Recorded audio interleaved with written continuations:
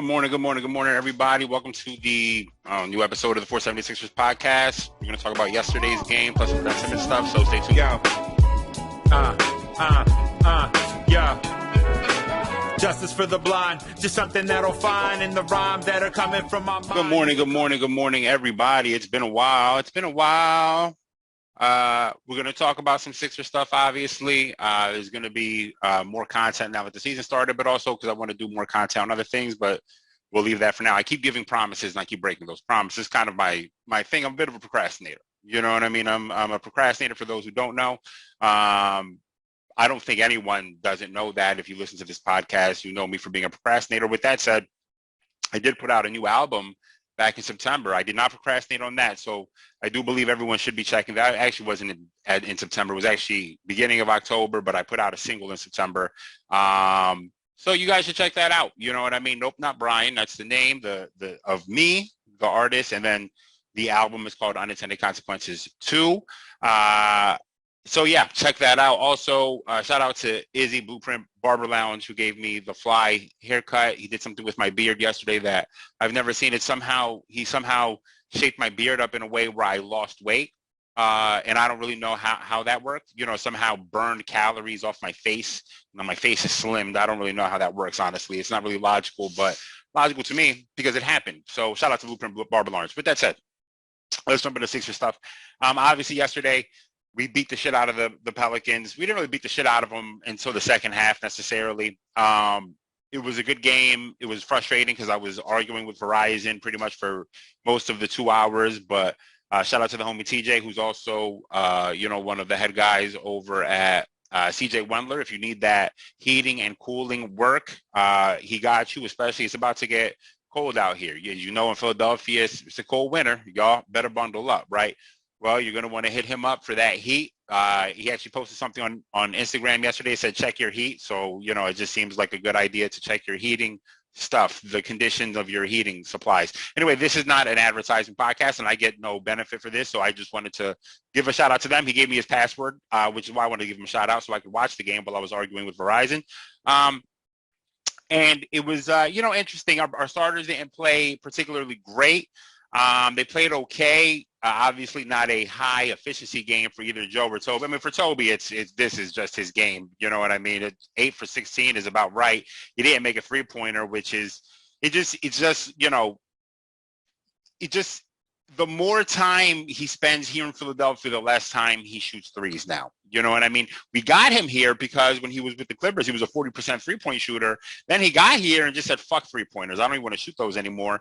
But it's fine because honestly, without Ben here, there's more space for him to get baskets in the post and get to the rim. Same thing with Joe and surrounding the floor with shooters. You may have noticed there was just a little bit more space. Now, they were still going to double team Joe every chance he got, every time he got the ball. And it's just going to happen. Joe had 5 assists yesterday. How many turnovers did he have? He only had 1 turnover, right? Yeah, he definitely was better, more decisive with the ball, better passing.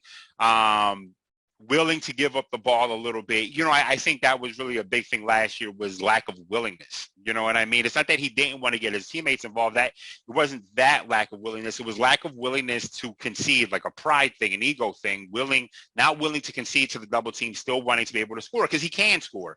But in the NBA where guys are super fast, super athletic, double teams are just going to come fast and aggressively, and it's just going to be hard to attack those. It is just the easier route to pass it out. Sure, you could score on a double team a lot of times.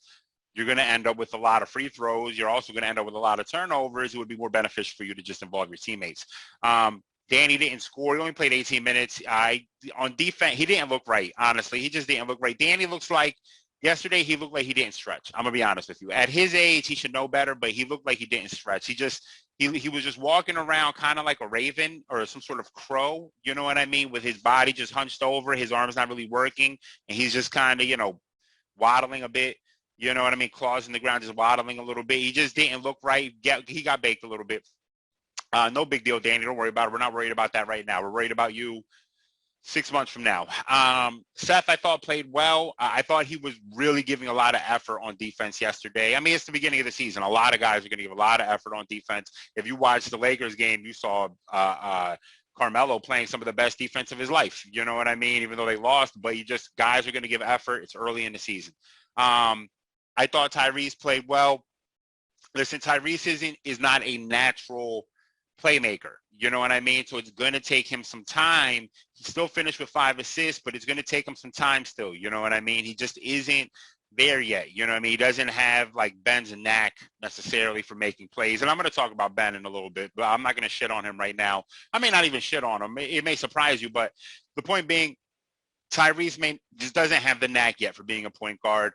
Does he have the ability to get there? Maybe. He's a talented kid. The thing is that he's going to have to become a point guard. I'll be honest with you, because if he doesn't become a point guard, if he doesn't gain that, right, if he doesn't gain that skill set, right now, all he kind of is like an inefficient tweener guard. And it's not, yesterday was not an inefficient game. I mean, he did take 14 shots, but inefficient in that Tyrese is still in the place where he starts with the ball and finishes the play. You know what I mean? He still has that part of him going a bit. So slowing that down a little bit and becoming a point guard is going to help him. Otherwise, you're just a combo guard, right? You're just a combo guard. There's a million of those.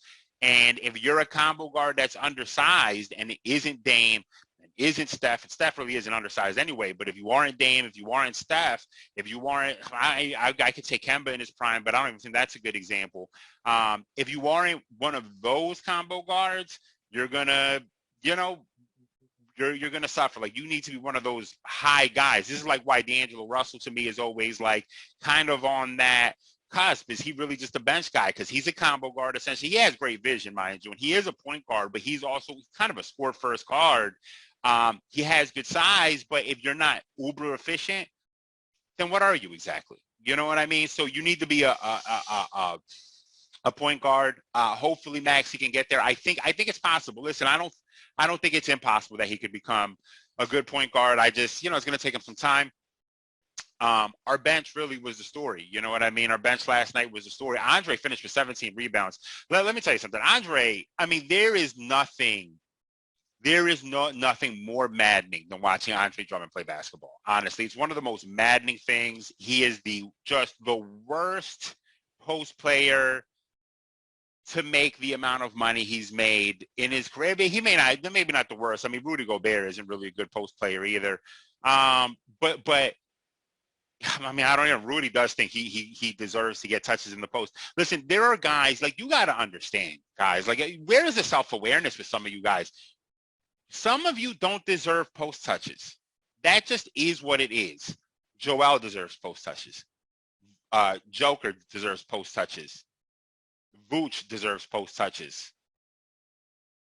That might be it. I guess AD, if you want to include him, he deserves post touches. That is pretty much it. No one else. Sabonis deserves post touches. None of you other fuck faces. Alperen Sengun from the Rockets will probably deserve post touches. If he doesn't deserve post touches, he has nothing else to offer. There are guys who deserve post touches. There are guys who don't. You know what I mean? Andre, don't you ever demand the basketball. I mean, you see it on the team, the face of the team. It happened in the preseason. It happened yesterday too, where it's like, oh, okay, Andre wants the ball in the post. All right, here you go. Everyone, get ready. Get back on defense. Get back on defense. He's either going to miss this and grab the offensive rebound and miss it again or make it, but get ready for defense because he's not coming out. But he grabbed a ton of rebounds. I give him credit for that. A ton of rebounds. He is really a super sub. I mean, that's what he is. He's not good enough to be a starter. If he's your starter, then he needs to be your worst starter. You know what I mean? Essentially, he could be a starter on a championship team as long as he's the worst starter on the floor. And yeah, but he got a ton of things, 2 blocks, 2 steals, 3 assists. He had a great pass to Matisse at the end of the second quarter. Great cut by Matisse. But really, I mean, a no-look, almost touch pass to Matisse. It was a great pass. Good job, Andre. The minivan, Niang, I look forward to assigning you minivan awards every year. I'm going to start the first minivan I gave him. Actually, I'm going to save that minivan. There's one minivan I'm going to save for him. For today, what minivan am I going to give him? There are a ton of famous minivans. I can't think of any of them right now. The only one I can think of is Good Kid, Mad City. I'm not going to give him that minivan yet. But he deserves a lot of credit. Played great. I mean, the shooting has been automatic all preseason. It was automatic yesterday. Very little time. Quick release. I mean, he's the best shooter. He could easily be the best or second best shooter. Not the third best shooter that's played with Joe, you know, between JJ Redick and Seth. Essentially now it's going to be Niang. You could argue, you know, this dude, the Turkish villain, Ersan Ilyasova, you know, he's up there. Bellinelli had some good moments too, but Niang, I think, could be up there. Niang's younger. I think that the intention is for him to be here longer term, right? So he played great. Furkan played great. Furkan is not going to shoot that well, I have to imagine. The thing that I did like about Furkan, and when we first drafted Furkan, I said this 4 years ago, maybe, that Furkan was, maybe it was 3 years ago, that Furkan was essentially, and this was back when Dario was still kind of unknown, a little bit unproven, but the tape on Dario was that he was this playmaking, point forward kind of player who could ball handle, he can shoot, can kind of finish around the rim, but is also a great passer and has great vision. Now, it's never played out that way for him in the NBA. And when I saw Furkan, I was, Furkan is pretty much just the guard version of Dario. And, you know, Furkan's been a little bit more, he's been a far more consistent shooter than Dario ever was, especially here. But, you know, the playmaking yesterday was fantastic. You know, great passing. He did take, he greenlit. There was a couple green lights there. You know what I mean? There was one on the fast break where he wasn't double teamed, but there was two guys kind of waiting for him, and he had somebody wide. I think it was Niang on the right side of the court wide open, and someone under the basket, although someone was there. And he just pulled that shit. I mean, he just greenlit that motherfucker, and it was go. Green means go, and he shot it. He hit it. But, you know, Furkan, relax. You know what I mean? I appreciate you green lighting that, though, after you had made others. So it was a heat check green light, which is a good green light, right? The not good green light is when you just walk in the game and green light some shit and you haven't checked your temperature yet. You know what I mean? If you haven't checked your temperature, you need to chill for a second. Also, 4 for 4 from the free throw line. Good job, Furkan, because as we know, last year, he was great for missing one free throw every single time he went to the line. You know, it was a solid game. You know what I mean? Listen, this Pelicans team is awful. You know what I mean? They're awful. Their second leading scorer yesterday was Nickeil Alexander-Walker. There's a reason why his initials are NAW, and it's because he is not that good. You know what I mean? No, he should not be allowed to score 23 points. But, you know, again, our Danny was getting baked. And Seth is, you know, he was trying on defense. That's not, you know, it's whatever. Devontae had 18 points. I mean, they made a big run at the end of the second quarter. And then in the second half, you know, Joe kind of started trading baskets back and forth to Brandon Ingram. And all of a sudden, before you knew it, the bench, you know, we gave the starters gave us maybe a 6-7 point lead, and then the bench completely just took off. Brandon Ingram, I thought Brandon Ingram actually played really well. He just, you know, you're going to be guarded by Matisse as much as he was, and Brandon scored on him a few times with a couple really, really nice moves where Matisse reached a little bit. Matisse did a little too much reaching, a little bit too much ball watching yesterday. I know that Matisse is a ball hawk. He finished with 4 steals. But you can't be ball watching so much with someone like Brandon Ingram. You know what I mean? If you're guarding Brandon Ingram, you can't. There was one play in particular that I'm thinking of where somebody was in the post. I want to say maybe it was Valanciunas was in the post, and Matisse is kind of ball watching. Brandon kind of fades to the right, and Jonas throws a good pass to Brandon Ingram. Matisse tries to intercept it. He doesn't realize he's completely out of position, that the pass is not going anywhere near him. You know what I mean? By the time he turns around, Brandon Ingram has a wide open three-pointer. He drains. It's actually the only three-pointer he made. Finished with 6 assists, which is solid. Listen, Brandon Ingram, you know, for a long time, people have been talking about, well, what is Ingram? You know what I mean? What is Ingram? He's kind of a playmaking forward who can score. His efficiency isn't high enough, which is kind of part of the issue. Now, he hasn't played with a ton of great teams. You know what I mean? And Zion and Brandon kind of become a little bit redundant. So it's not necessarily the best fit. The best fit for Brandon is to be able to have the ball in his hands a little bit more. You know what I mean? Brandon would be probably a solid fit here, honestly, if there was a world where we could trade Ben for Brandon. Honestly, what I would do if I was the Pelicans, and I told somebody this the other day, if I was the Pelicans, I would trade Zion. You know what I mean? I'm going to be just straight up right here for a multitude of reasons. Reason number one is I've never seen a player play less games but have more rumors about how he's unhappy playing for a team. You know what I mean? I've never seen that happen that way. My man has played 22 games in his life for the New Orleans Pelicans. It's probably more than that, but, 22 games in his life. Half of those games he's been overweight. The rest of the games he's been injured, and he wants to already there are rumors of him wanting to play for the Knicks. This is the new era right now is to take your max contract, hold out a la Ben, although Ben is a little bit different than what Paul George kind of did and what Carmelo did back in the day. One of the probably the first player who actually did this when he did this to the Nuggets, to take a max contract and then kind of force your way out a year into the deal. That looks like what Zion's about to do. So if I'm the Pelicans, I don't do that.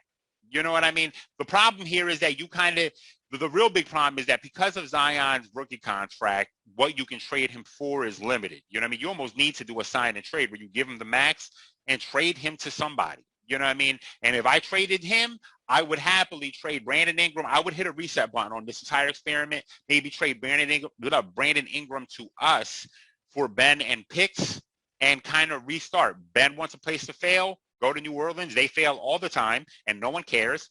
Go there, and then you give us Brandon Ingram, and I think everyone maybe is happy with that. You trade Zion for something because Zion doesn't want to fucking stick around. No problem. Here, go Zion. You want to go to the Knicks? Go to the Knicks. The Knicks have committed to Julius Randle, so I don't really know why they would take Zion. Also, as of right now, Zion hasn't shown me anything that says he's going to be more consistent or better than Julius Randle is right now. You know what I mean? If I'm being real. His defense, the defense Zion plays doesn't tell me he's going to fit with Thibs. Listen, I'm out on Zion right now. I'm going to be real with you. I'm out on him. I'm not out permanently, but right now I'm out on him because my man has been injured. Oh, man, there's a very fine lady walking by. Good for her. Good for her. I'm sorry. Did not mean to get so distracted. Back to Zion, another overweight person. You've had knee injuries. Now he has a foot injury, which apparently, according to a bunch of rumors, the Pelicans didn't even fucking know about. They did not know he got surgery until what is this? I'm sorry. They did not know he got surgery until he told the world during the preseason press conference that he had surgery on his foot. And that was kind of like around the time the Pelicans found out that even happened. And he's big. He's overweight. You know what I mean? And far be it from me to ever be fat phobic. I'm not even going to do that. But as somebody who's bigger, who knows what it's like, I hurt my hip. I hurt my back in August, which somehow turned into a bunch of hip pain as well. And I haven't played basketball in 2 months because of it. You know what I mean? Because I've essentially been stretching and working out here and trying to rest and giving it time to heal. Because when you're bigger, if you hurt your bottom half of your body in any way, or if you hurt your back, that shit is going to take a lot longer to heal than it's going to take somebody else who's a lot lighter. Zion has gained weight.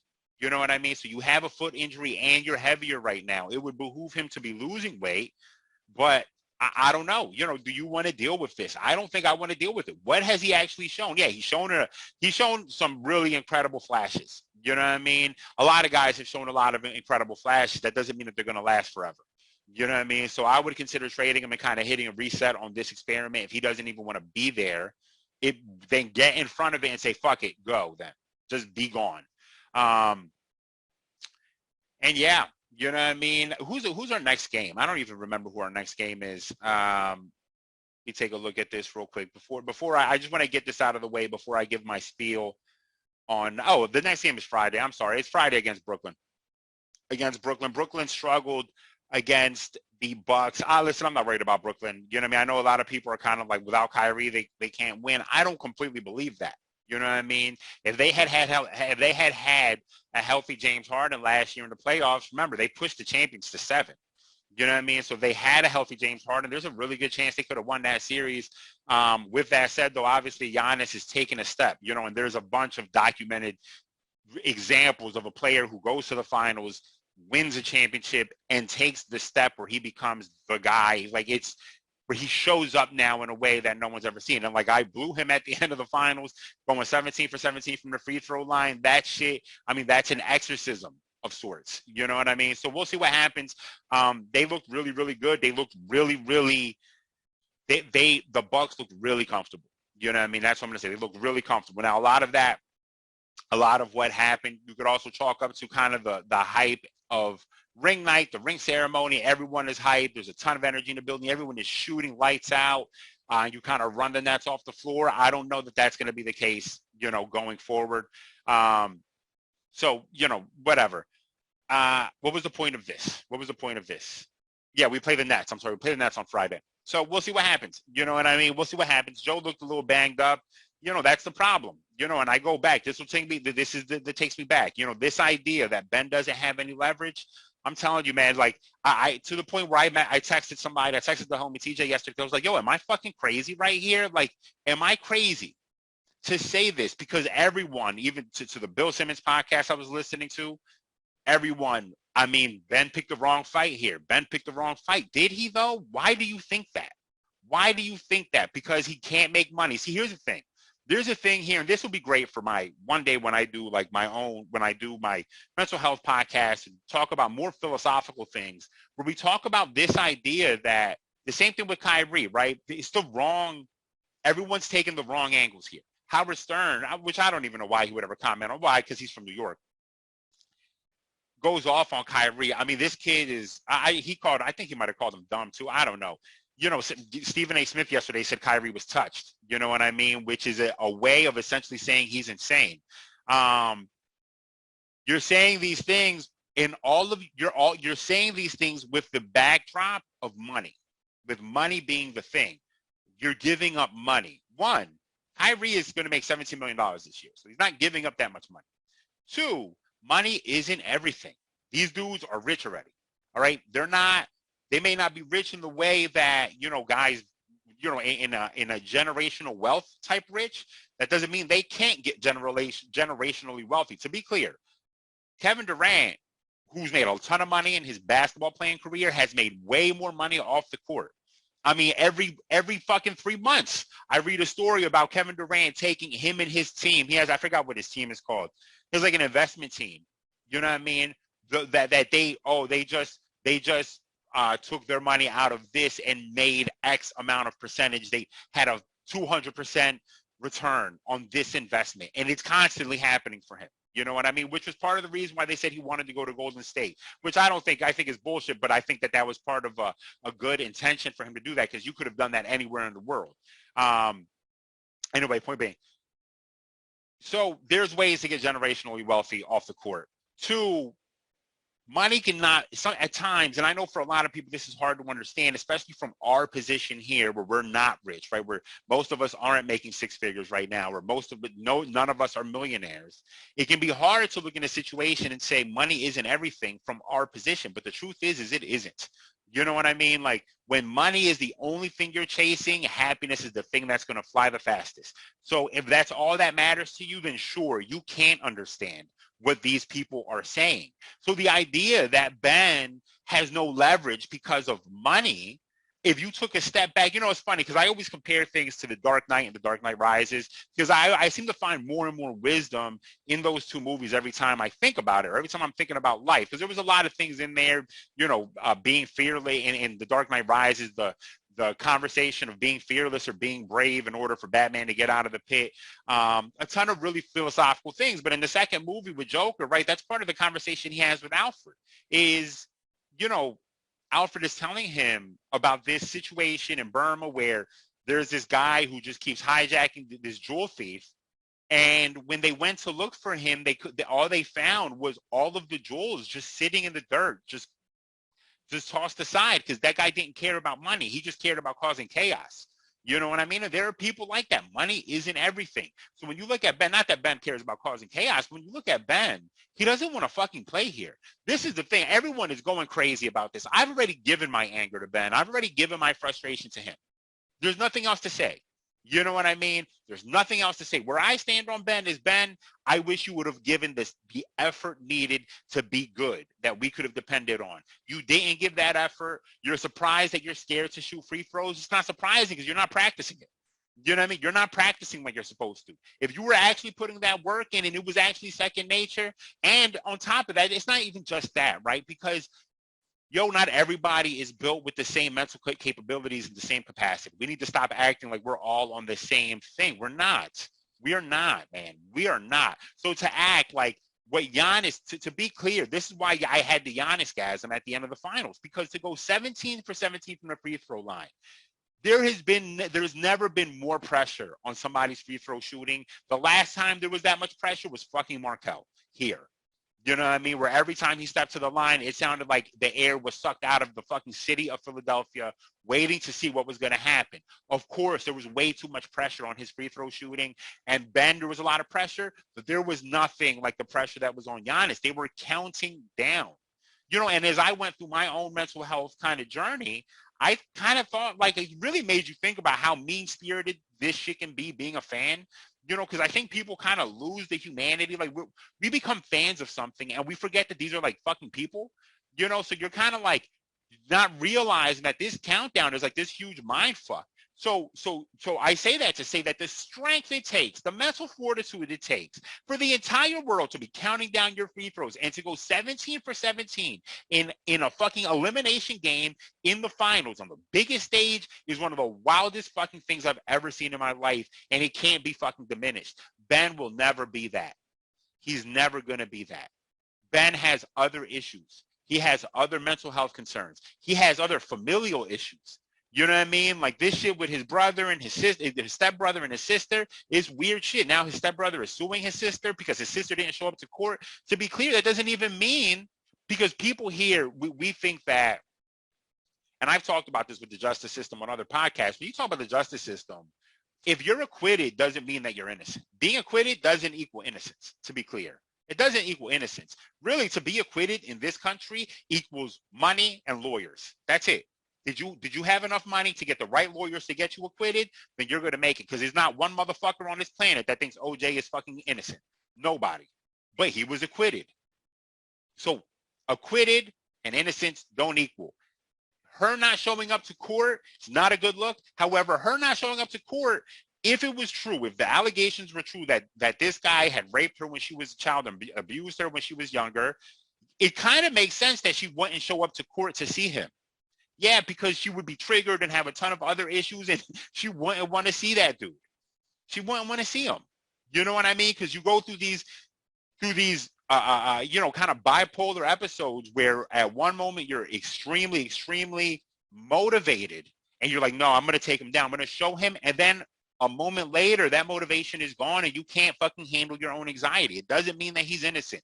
Maybe he is. I'm not saying he is or isn't. I'm just saying, because people are so easy to be like, his sister's just a crazy bitch. Maybe she is. I don't know. I have no clue. But I'm just saying it's not as simple as people want to make it. It's not black and white. There's gray everywhere you look. With Ben is a walking shade of gray, but not in the sexy, perverted way that the books were. He in a very dark and sad Jon Snow type of way that he is. He is complicated. You know what I mean? People are complicated sometimes. The story that came out now, I mean, it doesn't help. This idea, again, I said this last week. Ben coming here for what? The idea that you want Ben to come here for what? To improve his trade value? Why do you think he's going to do that? Why do you think he's going to do that? He's already paid. And let me explain something. They kicked him out of practice. And I heard this talked about on Ben Simmons' podcast yesterday. And I want to give myself some credit, a little pat on my fucking back, because I had thought about this on Tuesday when he got kicked out of practice. There is a real possibility here. It's not a non-zero possibility that Ben maybe does go see a therapist, which that would be the miracle, because he doesn't seem like he wants to. But if he did go see a therapist on the advice of his agent, of Rich Paul, that they tell him this dude's having a mental fucking breakdown. He's having a nervous breakdown. He's in the midst of a nervous breakdown. You know what I mean? He isn't in a good place. And the thing is, it might not be a fucking lie. If it's a lie, I find it hard to believe that it'd be a lie, because in this day and age, to lie about some mental health shit to get off of something, it's one thing to call into work sick, to call out sick when you're feeling good. It's another thing to call out of work saying that you're depressed when you're not, because that's like a different level of being unempathetic. You know what I mean? To essentially take that cross on that you haven't earned or deserve. There's scars that come with that, right? But if it's true, which it seems true, because based on the story that Ramona Shelburne said about him, prior to Game 7 against the Hawks, he said that he had seen this masseuse one of the masseuses in the team facility, to be clear, for those who don't know the story, one of the masseuses in the team facility through contact tracing, may have had COVID. And obviously, any players that are contact traced in those situations have to sit out until they give two negative tests back. So once everyone found out she had been in the vicinity of someone who had COVID, Ben comes out and says, "Oh, I saw the masseuse."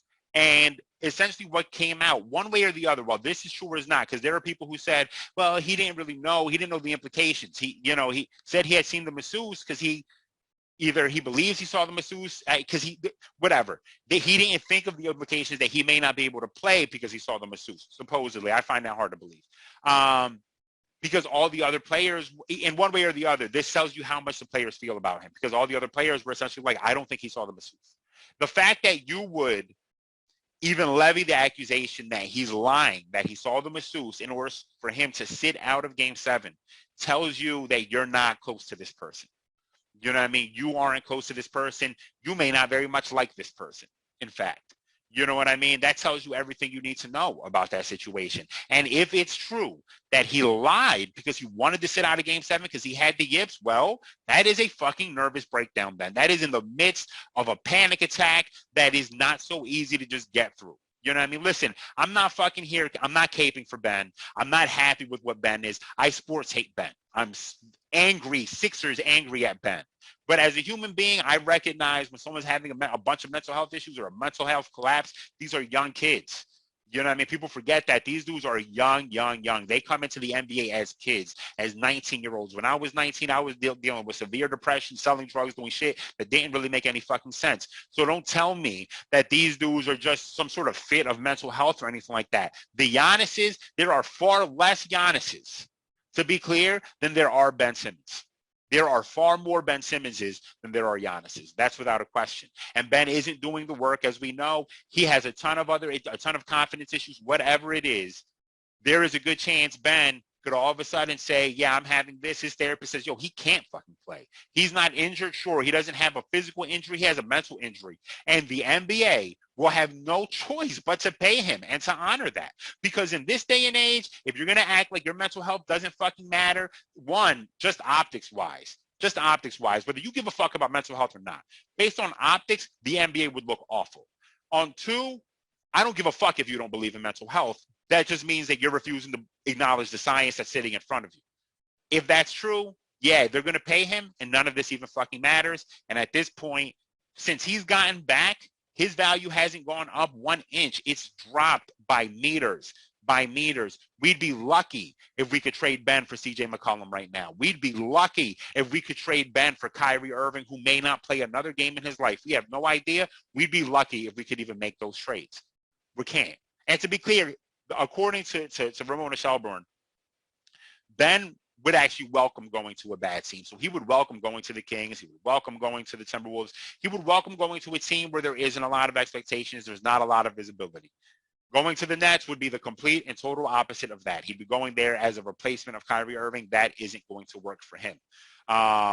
Going to the Raptors would make sense. You know what I mean? Because anything they do from here on out is like, oh shit, look at the Raptors. You know what I mean? They just got blown out yesterday. So, I have a time. Yeah, I'm frustrated with Ben. Absolutely. You know what I mean? I'm a human being. I'm frustrated with him for sure. You know what I mean? I love this team. And I'm frustrated with him. But as a human being, yeah, man, this dude's probably suffering from some shit. And I don't know it to be a fact. I don't know it to be true. But we fucked this up, to be clear. And I've been saying this now for the last 3 podcasts. Daryl Morey fucked this up. This is no one's fault but Daryl's. When you got the offer for Brogdon and Karis LeVert and the draft pick, you needed to have taken that. Because the problem is we're discovering these things now. Right? As more and more tidbits are coming out, Ramona Shelburne is a fucking thug at doing her job. As these people keep uncovering dirt, that fucking value keeps going down. The franchise knew all of this and still didn't trade him on some bullshit. And to be clear, Dame already just said, right? Dame said, no, he's committed. Not only did he say he's committed, to be clear, because a lot of guys say they're committed, they don't want to go anywhere, and it doesn't mean anything. He gave an interview where not only did he say he was committed, where he admitted to being frustrated and wanting to leave. But then he said he had this huge conversation with Chauncey Billups, a heart-to-heart conversation with his current coach, where he just is in love with that man. He's not leaving the Blazers. And again, another thing, even if he was leaving the Blazers, this is the thing that Philadelphia fans are not acknowledging. If he was leaving the Blazers, we are not the only suitor that would be there for Dame. And I can think of 4, 5, 6 other teams that would make far better offers for Dame than we could make. Why would you want Ben right now? Why would you trade for Ben? We would be lucky to trade Ben for anything. Maybe we could trade Ben for Russ, but that doesn't make sense. We're going to end up trading Ben for John Wall is what's going to end up happening. For John Wall and something else. You know what I mean? That's probably what's going to happen because John Wall is kind of viewed as a sunken contract, as a sunken cost. Ben is a sunken cost. Well, that's going to end up with that. That's going to be what happens. That's why Houston is involved. Houston is probably involved because they knew. Because they said, oh, yeah, we know all about Ben and his shit. You know what I mean? We got this John Wall guy for you. Boop, take him. And they're going to get Ben. They're trash team anyway. Ben's going to get all the opportunities he needs there to take all the pressure off and to be as good as he can be. You know what I mean? And that's going to be the end of it. And that'll be, honestly, again, like I said at the point I was making about am I crazy when I was talking to TJ is to say that he doesn't have leverage. Again, I said this on my last podcast. The leverage is Joel's window. That is his leverage. Every game you waste without having a suitable replacement for Ben is wasted time on Joel. It's that window closing and closing and closing because Joel is obviously injury prone. Knock on wood. I hope he doesn't get injured. But again, yesterday, you're right. He got injured yesterday. You know what I mean? He gets injured. He's a really big person who does things that people that size shouldn't be able to do. And that therefore creates a ton of pressure on all of his joints. The time limit for Joel to be great, he may have a 5-year window where we have MVP level play, maybe a 4-year window where we have 4 years of MVP level play from Joel. And if you waste this year, he has 3 years left. You can't be wasting those years. Otherwise, you're taking yourself out of championship contention out of ego, pure, simple ego. That's all this is. That's all this is for Daryl Morey is ego. He doesn't want to lose a fucking trade. He'd rather sink the fucking team than lose a fucking trade. Even though you know all of this shit about Ben, if you knew this about Ben, then you knew that Malcolm Brogdon for Ben, there's no way we lost that trade. In the eyes of the public, we lost that trade. But if Ben goes there and is continuing to have these issues and is devolving and all this is going down, then he's a sunken cost. There was no way you lost that trade. You knew this and you fucked it up anyway because of optics, because of fucking optics. That's all this is optics. It's optics. So, yeah, man.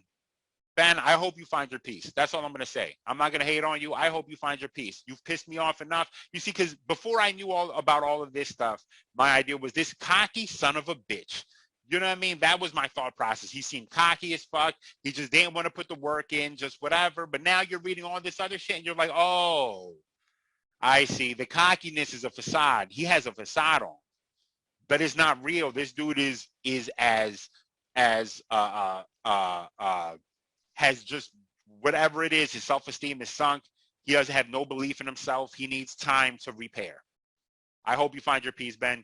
You pissed me off. There was better ways you could have handled this. That's the truth. There was better ways you could have handled this. And what really drives me crazy about Ben is not just Ben. This is what drives me crazy about crazy. You hear me with my Spanish accent. This is what drives me crazy.